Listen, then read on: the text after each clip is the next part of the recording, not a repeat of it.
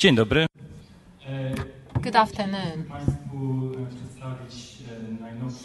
We'd like to present our most recent campaign we co-created between our foundation and NASK as part of the Safer Internet program supported by the Orange Foundation.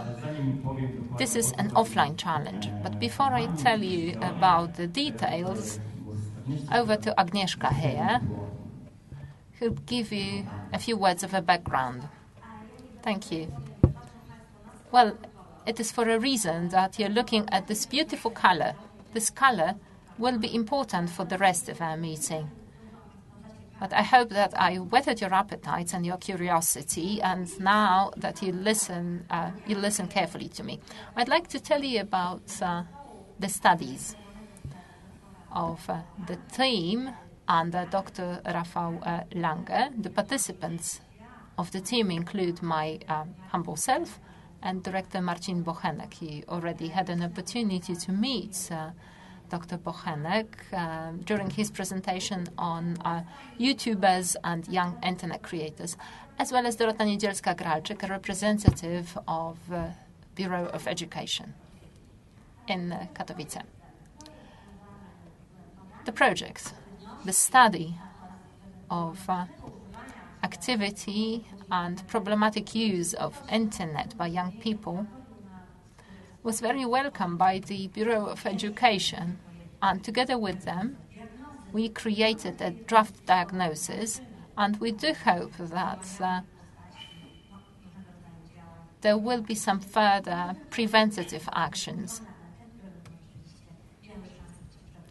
co-organized and run by us together. So I'm listening carefully to all today's presentations pertaining to children's and young people's safety on the internet, including opportunities, challenges, and threats related to this area. In the study, we studied 6th, 7th, and 8th graders, nearly 3,000 young people. We used standardized tools for studying problematic use of internet, including a questionnaire by Kimberly Young, who was a precursor of this area, localized by Dr. Ryszard Poprawa in Poland.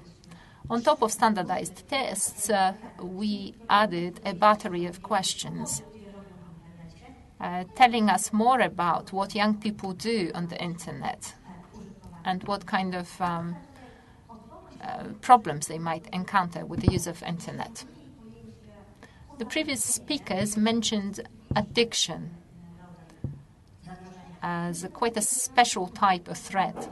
We are going to use the notion of problematic use of internet, understood in terms of excessive use, having certain bearing on the mental and physical well-being of a person, which has a certain traits of addictive behavior. But we do not talk about the nature and the length of this addiction. First things first. What is it that we learned in our study? Well, the study corroborated the trends from other studies in Poland and abroad, saying that the age of the starting age of using internet has gone down considerably.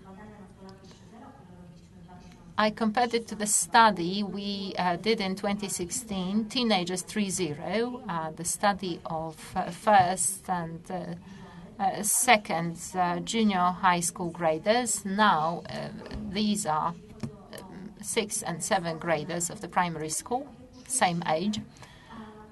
When it comes to the stationary use of internet, children as young as 6 or 7 start using it, and the mobile users emerge at the age of 7 or 8. But the first contact is much, much earlier than that. This is the mean age of independent, active use of internet. So we know when. Now, let's ask ourselves for how long. Our respondents said that as for smartphones and mobile devices, they declare 3 hours in a day. In the case of stationary devices, 2.5 hours. The two values are strongly correlated. The statistical analysis has shown a correlation between the use of the two types of devices. And it means that a young person uses both with the same intensity. And it is suggestive of the possibility of summing up the times. Hence, the 5 on the clock there. So what is it that we learned from the study? According to respondents' statements,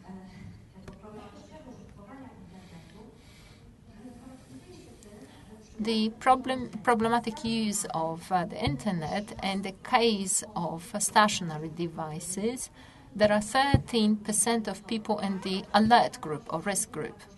It means that they achieved high or very high values. This is the upper pie. 80-odd% had low values. And it looks a bit different for mobile devices and smartphones. Here, we can clearly mention a higher percentage, as much as 20%. And 2.5% have extreme values. What's the impact of that? If you look at the most active group, every fourth person in this group of most intense users of internet performs 30 clicks.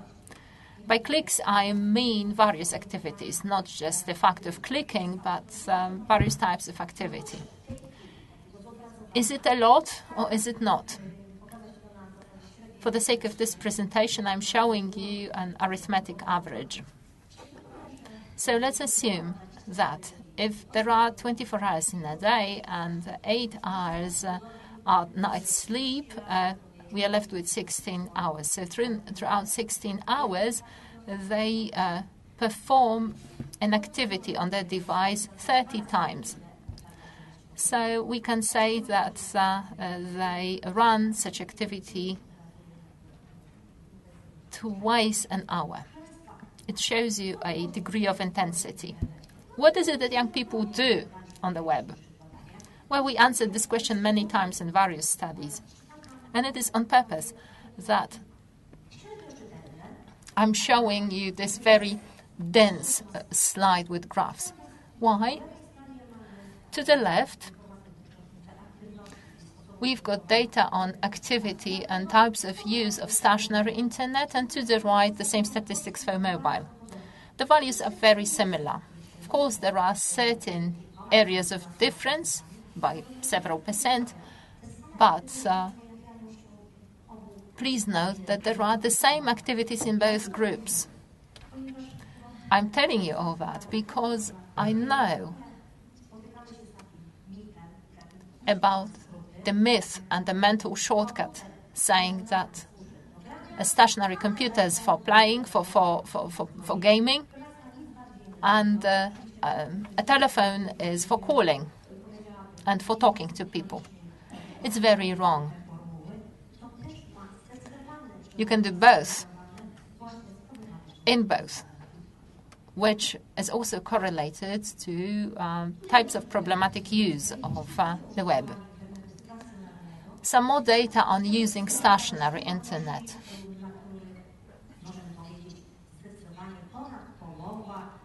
We can say that nearly all, or the vast majority of young people select the following forms of activity. watching movies, listening to music, online games, and train spotting, if you like, but also doing homework. When it comes to smartphones, the situation is very similar. Please note that young people's areas of activity in the mobile channel are related to entertainment, information, communication, and hobbies. And the values are really very high.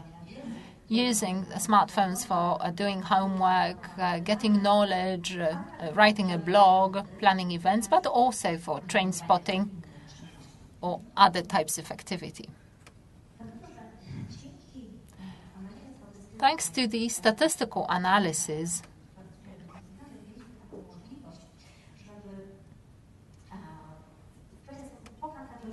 we could categorize young users of internet.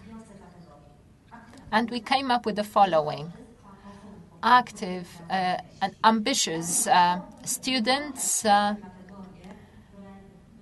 social king, popular culture consumer, and content creator. The most frequent categories are the two in the middle: the social king or queen and the popular culture consumer. And there are no pure types. It means that every young person uses the internet in various forms and areas. Now I'd like to draw attention to the fact that the nature of problematic use of the internet is related to possible results. However, we can view them in socially negative or socially positive terms. It is very wrong to assume that if a young person stays on the internet for a long time, it means that it's bad, wrong, socially negative, pathological, and so on. Please note how many elements prolong the time on the internet, albeit they are socially positive.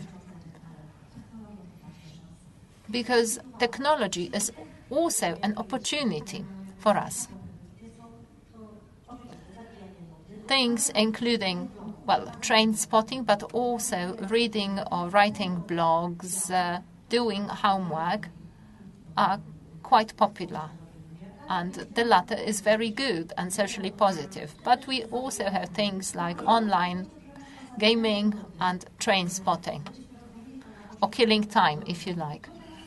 But you can kill time in various ways. You can just do train spotting, or you can just surf the web, which gives you more knowledge or skills. We can come across very positive things, although we can just as well come across very negative things there too.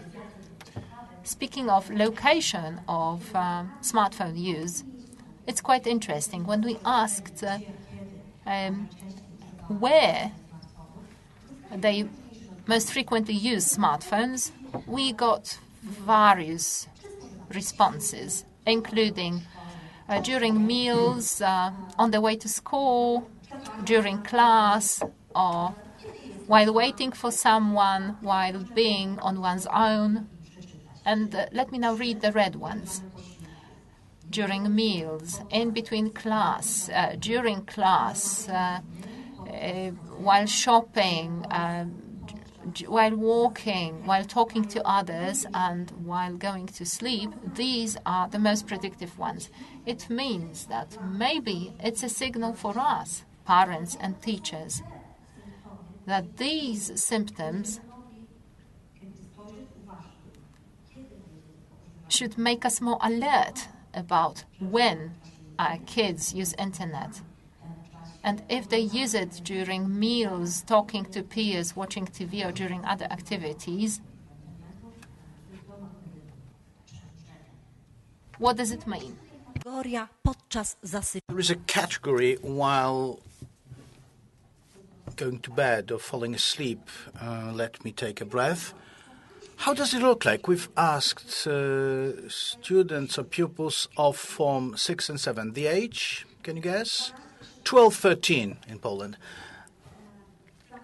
So we asked them how often, when, whether do you fall asleep with your smartphone. When you look to the left-hand side, we should feel satisfied on this axis. Over 40% said never. But there is a group as well who says that they do it often or always. This group is always clearly smaller, quite clearly. I've combined the two to amplify the fact. But what was said during the opening session, that we get up and we look at our PC or smartphone, it's similar to young people. During the 30 minutes, 30% of the smartphone use or desktop computers or stationary computers, 50%, so half of young people who have smartphones declare that they look at their devices 30 minutes after waking up. This is why the web, the internet, as often said, especially the mobile internet, is so important from the perspective of a young person, because it helps teenagers to satisfy their social needs, to get affiliated, but also triggers, at least this study has shown, a certain feeling of discomfort. About 40% of the respondents admitted that. I'll stop at that, but I'll encourage you to state the word discomfort, because quite clearly we will be followed by presenters who will offer you to listen to the findings of a very interesting survey about FOMO, fear of missing out. Maybe it's worthwhile to take up the challenge. Well, I would like to make a transition to offline challenge, what it is. But before that, I would like, and to get back to further area presentation, I would like to say that we don't want to tell you, put out your phones. You cannot do it. First of all, we say, digital detox. It's not a good expression, because like we have to get rid of alcohol or drugs. By the end of the day, we don't want to use them at all. But in case of the internet, even if you're addicted and if you put it out, you would cut yourself out of the world. It would be hard to live in the world without the internet. Secondly, in our narrative about the internet, we try to emphasize the positive application of new technologies and the internet. Because I have an impression that often we stress the threats. We often emphasize that the internet is a very dangerous environment where a young person can be harmed everywhere. But in fact, it's a place where a young person has great opportunities. They say it's like a rocket in your pocket with the computing power which is from the outer space. So with this reservation, let me move to the offline challenge. A very simple rule. What offline challenge is? The proposal to put out electronic devices for 48 hours, so get out of the reach. It's not about doing it forever, but it's just to experiment, to take a closer look at how we use the internet of state-of-the-art technology and what potential benefits of such cut can be such a putting out. It can make us realize the risk related with abuse. Well, it's not that we all say all that overuse or abuse. Well, it's not true. Another comment, which is important. We used to survey whether someone overuses it by asking how many hours you use the internet. It doesn't make sense, I think, as a question, because in fact, well, now I'm online. I have my smartphone in my pocket. I'm online. Whether I use it or not, someone is beeping. I can sense it, so you can say I use it in a way. Examining it on an hourly basis, it's a bit archaic, but very much so, it will still shows quite a lot. What's important is the quality of your use of the internet. So what we do there in that space. Well, look at the relationships. It's not true that a smartphone, the internet can kill these relations. It can amplify them even. But if we put it out, we can take a look. Well, in a while, I'll tell you about it as well. While getting ready to this campaign, I subjected myself to this detox, and I looked at these relations, and it was quite interesting. As far as conclusions go, I've just skipped a little bit too much. Leisure time. Take a look how we spend our leisure time. Maybe, due to technology, we have given up something we used to like. Or maybe it's good, maybe not. Maybe because of our putting out of the smartphone, it's more difficult for us to pursue our hobbies because we do something that we get inspired through the internet. It doesn't have to be programming of computer games. It may be like setting up stationary models on YouTube. We can just see how you apply certain technique, how to paint your little ship or whatever. Looking for balance, striking balance between, we say,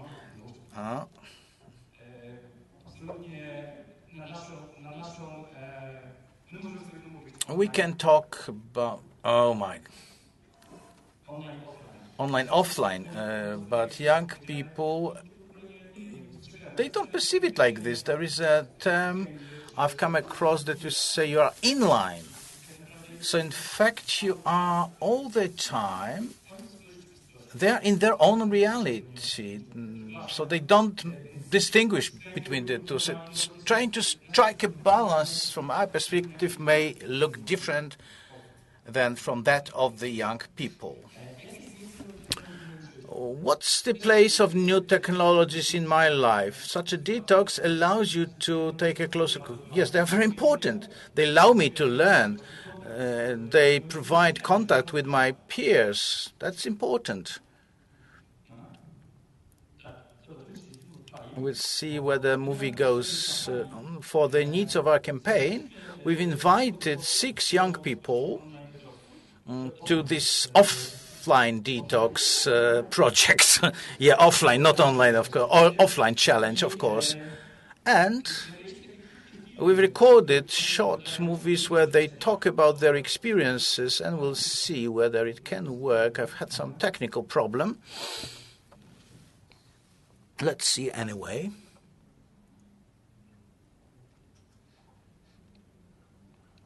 It doesn't want to cooperate, so we have to trust my word. Technology has not... Well, the campaign will be launched on the 16th of October, so then you'll be able to watch these clips. And it's not that simple. Well, technology stands on our way today. It doesn't want to cooperate with us.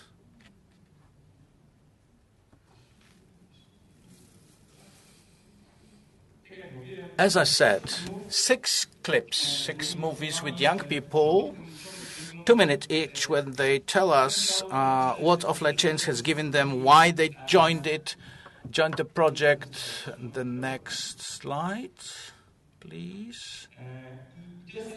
So this is one of the elements of our campaign. Another one is the offlinechallenge.pl website where you can find all the materials. It's not accessible now until 16th of October, but I invite you very much. The third thing in the campaign will be a screenplay. In this script, we'll find proposed 1-hour lessons where you can offer this offline challenge. We've gone too far in those slides.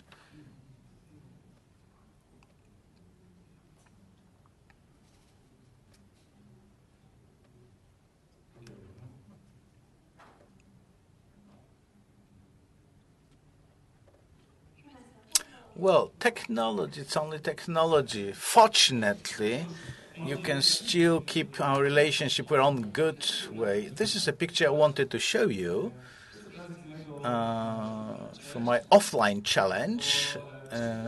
While getting ready to this campaign, while preparing to it, I thought that, well, if you want to talk about it, it's worthwhile to test how it is to be in it. And while on holiday, we immersed ourselves in the offline challenge with the friends, and it's a very interesting and nice experience. We've had quite a few reflections. Some of you have shared, not so obvious. And in the context of our relationships, it turned out that it was not very nice to lose touch with those we talk on a daily basis. You cannot see them in the real life, but thanks to Messenger, I can talk to them. It's great. It's nothing wrong about it. So that can be not obvious conclusions drawn from the Offline Challenge project, but I would like to invite you very much to take part in the Offline Challenge project, because if you want carry out or deliver lessons to your students, those you work with and for, clearly it's worthwhile to go through the offline challenge by yourselves, to know what we are talking about. Secondly, to be credible. The conference order has mentioned often, as it turns out, the barrier between the kids and us adults is the new technology, but applied by ourselves. So it's hard for us to talk to you, to put out your smartphone when we do it while keeping our smartphones in the hand. So it's worthwhile to go through the offline challenge by ourselves. So visit the website as of the 16th, download the script, and we start on 16th of October. I'm sorry for these technical challenges. Thank you very much for your attention. At the end, we have a game. A game will be that you have to say the word yes or no, and you'll be prompted by the word no. Now, first the question. The first question. What do you think? How do you think? Of challenge is easy or not? Yes. No. Let me ask the question once again. Is it difficult? No. Yes, I think. Let it be your reflection, and we encourage you very much. The 16th of October, visit our website, and those who are interested in scrolling the reports about the child in the world of smartphones, we'll invite you in our websites, because the report is almost ready, almost there. Thank you very much.